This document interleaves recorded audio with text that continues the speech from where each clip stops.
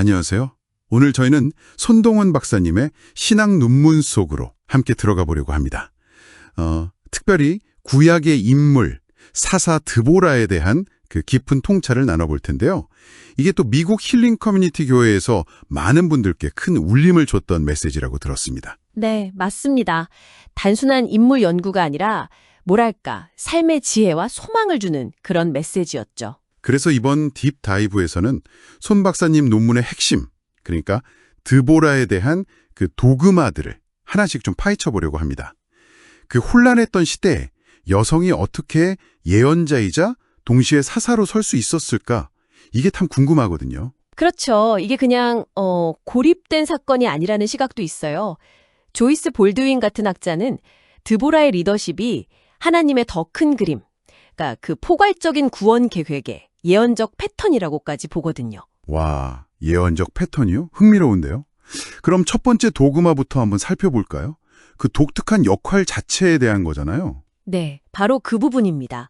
성경에서 여성이 선지자, 히브리어로 네비아죠. 그리고 동시에 사사, 그러니까 대판관인 쇼페테트 역할을 했다는 건 정말 드문 사례죠. 그렇죠. 특히 그 시대가 가부장적인 사회였다는 걸 생각하면 이건 뭐 거의 파격적인 거 아닌가요? 바로 그겁니다. 하나님의 선택이 어떤 인간적인 규범이나 사회적 통념을 초월한다는 걸 보여주는 아주 강력한 사례죠. 그 카이리느 델리치 같은 고전 주석가들도 비슷하게 봐요.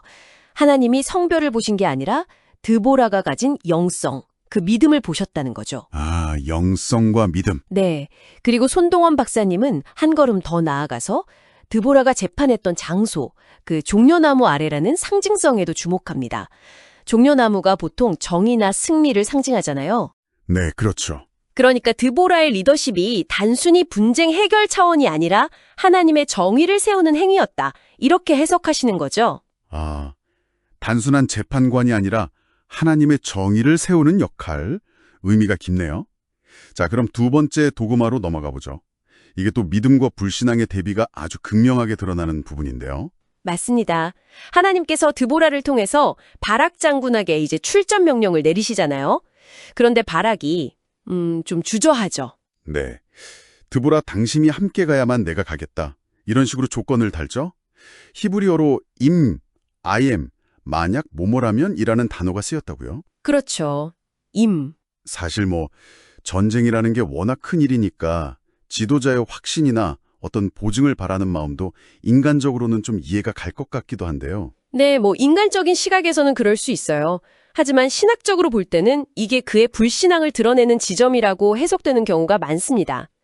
예를 들어 칼뱅 같은 경우는 이걸 티미디타스 앳 인피델리타스, 그러니까 일종의 겉만음과 불신앙으로 봤어요. 겉만음과 불신앙. 네, 하나님의 그 분명한 약속, 내가 시스라를 네 손에 넘겨주겠다는 약속보다 인간적인 보증, 즉 드보라의 동행을 더 의지하려 했다는 거죠.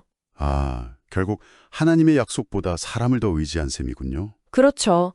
그래서 손 박사님은 바로 이 지점을 중요하게 보시는 거예요. 이 불신앙 때문에 결국 바락이 전쟁 승리의 가장 큰 영광을 놓치게 되고 그 영광이 한 여성, 나중에 등장하는 야엘에게 돌아갈 것이라는 예언으로 이어진다고 지적하십니다. 아, 그 야엘에게 영광이 돌아간다는 복선이 여기서부터 깔리는 거군요. 네, 하나님의 계획은 인간의 연약함이나 불신앙에도 불구하고 결국 당신의 방식으로 이루어진다는 것을 보여주는 거죠. 결국 말씀대로 전투는 하나님의 직접적인 개입, 뭐 폭포루 같은 걸로 승리하게 되잖아요.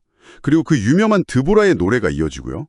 이 세 번째, 네 번째 도그마가 바로 이 전쟁과 노래, 그리고 야엘과 연결되는 부분이죠. 맞습니다. 실제 전투 상황을 보면 인간의 군사력보다는 하나님의 초자연적인 개입이 결정적이었음을 알 수 있죠. 그리고 드보라의 노래, 사사기 5장은 그 승리의 영광을 철저히 하나님, 야훼, 야호와께 돌리고 있습니다. 그렇죠. 사람이 아니라 하나님을 찬양하죠. 그리고 예언대로 적장 시스라를 처단하는 그 결정적인 역할은 야엘, 사냥이라는 뜻의 이름을 가진 한 여성이 하게 됩니다. 참 극적이죠. 네, 정말 극적이에요. 텐트 말뚝으로. 네, 여기서 이제 플래스트리블 같은 여성 신학자는 이 전체 구조를 전복과 구원의 이야기로 해석하기도 합니다. 그러니까 사회적으로는 약하다고 여겨졌던 여성들을 통해서 하나님께서 어떻게 당신의 구원 역사를 이루시는가를 보여준다는 거죠. 전복과 구원? 네. 손 박사님 논의에서도 드보라의 노래가 야엘의 그 행동을 아주 강하게 복받을지어다 라고 칭송하는 부분을 강조해요. 더 나아가서 손 박사님은 이 드보라와 야엘을 잠언 31장에 나오는 이샤 하이엘, 즉 현숙하고 용맹한 여인의 실제적인 모델로 제시합니다. 아, 잠언 31장의 여인이요? 네, 단순히 집안 살림 잘하는 여인이 아니라 하나님의 능력과 용기를 드러내는 그런 용맹한 여인의 모습이 이들에게서 구현되었다는 해석인 거죠. 와, 정말 새로운 관점이네요. 자, 그럼 이제 마지막 5번째 도구마로 가볼까요? 이 모든 고대의 이야기가 오늘을 사는 우리들, 당신에게는 어떤 의미가 있을까 하는 점인데요. 현대적 적용이죠. 네, 이게 또 중요하죠. 드보라 이야기는 결국 하나님의 부르심에는 어떤 성별의 제한도 없다는 것을 아주 강력하게 보여줍니다. 우리가 잘 아는 갈라디아서 3장 28절 말씀 있잖아요. 거기서 남자나 여자 없이 다 하나다 라고 할 때 쓰인 헬라어가 우크, 아니다 라는 강한 부정어거든요. 네, 우크, 차별이 없다. 그렇죠. 그러니까 진정한 리더십의 근거는 어떤 인간적인 조건이나 성별이 아니라 전적으로 하나님이 주시는 은혜, 헬라어로 카리스, 네, 그리고 하나님의 영, 히브리어로 루아에서 네. 온다는 겁니다. 은혜와 영으로 말미암는 리더십. 네. 특히 손 박사님은 드보라를 이스라엘의 어머니, 히브리어로 엠베이스라엘이라고 칭한 부분에 주목하셨어요. 이건 단순히 생물학적 어머니를 넘어서 공동체를 돌보고 책임지는 그 헌신적인 리더십을 의미하는 거죠. 아, 이스라엘의 어머니라는 표현이 그런 깊은 뜻이 있었군요. 네. 그래서 리더십의 본질은 결국 지배나 굴림이 아니라 섬김, 라틴어로는 서비투스에 있다는 것을 드보라가 보여준다고 강조하십니다. 네, 섬김의 리더십. 정리를 좀 해보면요. 손동원 박사님의 논문을 통해 본 드보라 이야기는 하나님의 주권적인 선택, 그리고 우리의 생각이나 조건을 뛰어넘는 그 믿음의 중요성, 또 성별을 초월하는 섬김의 리더십을 강조하고 있는 것 같습니다. 하나님은 정말 우리가 예상하지 못하는 방식으로 일하시는 분이라는 걸 다시 한번 느끼게 되네요. 이 이야기가 오늘 당신의 리더십 혹은 신앙, 사회 속에서의 역할에 대해 어떤 질문을 던지고 있나요? 마지막으로 이런 질문을 한번 던져보고 싶습니다. 드보라가 보여주었던 그 이스라엘의 어머니로서의 리더십 있잖아요.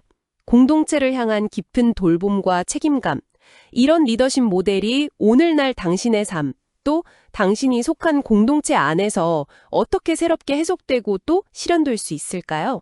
네. 꼭 여성이 아니더라도 성별을 떠나서 이런 어머니와 같은 돌봄과 헌신의 자세가 우리가 생각하는 리더십에 어떤 깊이와 풍성함을 더해줄 수 있을지 한번 진지하게 고민해 보시면 좋겠습니다. 네, 정말 좋은 질문인 것 같습니다.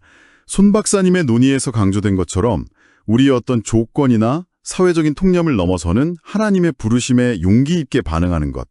어쩌면 그것이 오늘 이 딥다이브가 당신에게 남기는 하나의 성찰 지점이 아닐까 싶습니다.